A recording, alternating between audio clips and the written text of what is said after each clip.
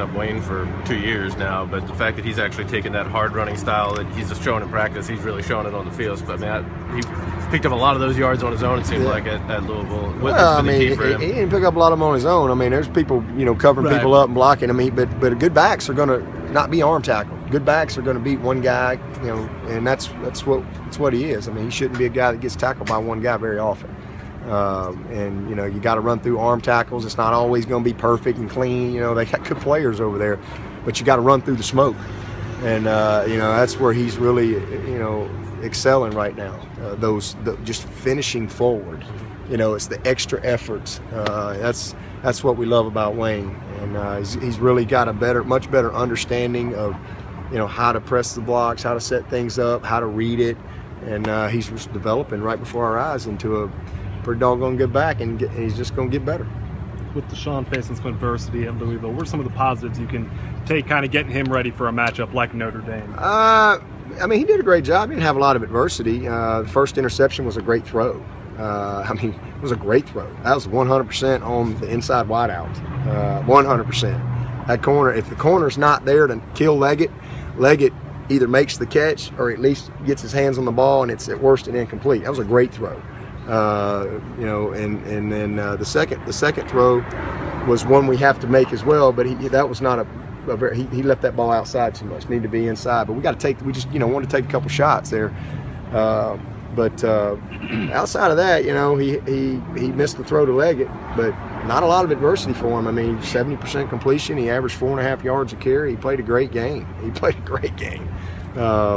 So he just needs to continue to do what he's been doing.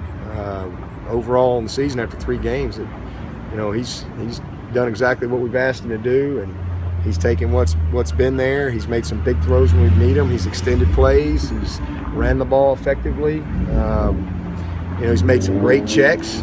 He's gotten us into some right protections. He's not made a whole lot of mistakes. In fact, Louisville was his best game of the 3. It was his highest grade of the 3 games. I just kind of laugh when I hear some of the rhetoric out there that, he somehow had an off night. I'm not quite sure what an on night is. If that was an off night, I'll take that every night.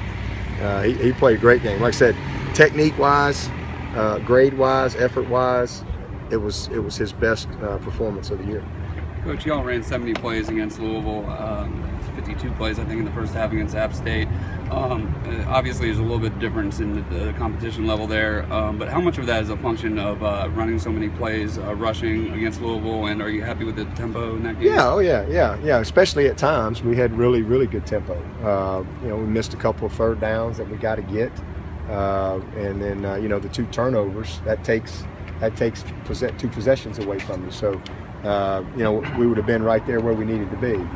So it's just maximizing your opportunity and, executing the way we need to, cleanly. No, it was good. It was good. And then, you take air out of we're taking air out of it in the fourth quarter.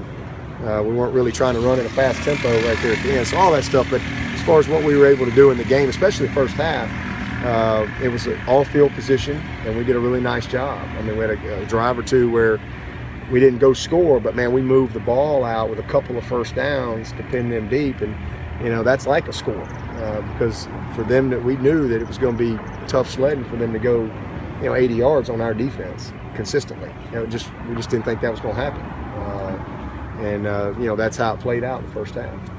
Talk about how good Notre Dame's wide receivers are. How tough a test do you think this will be for McKenzie in comparison to what he's had this season in his career? Be as tough as it gets. Be hard to get any tougher.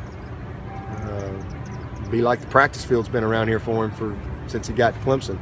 It's going to be tough.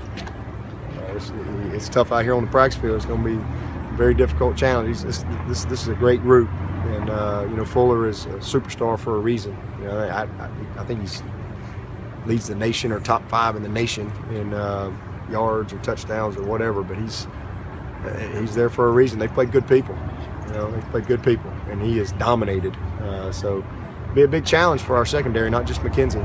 You think McKenzie relishes opportunities like this? Yeah, I mean, he's a competitor. Yeah, I mean, everybody that likes to compete at the highest level relishes opportunities to play the best or one of the best out there.